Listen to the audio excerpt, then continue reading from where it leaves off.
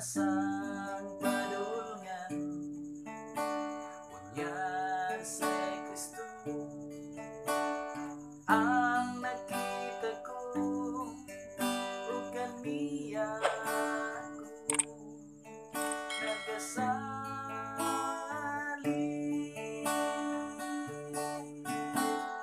Giablihan niya ang kaluwasan tungod sa dako niyang gugma. Ang kalag ko gikuha niya sa dapit sa mga dautan. Ang mga sala ko giugasan niya, gibago niya ang kinabuhi ko,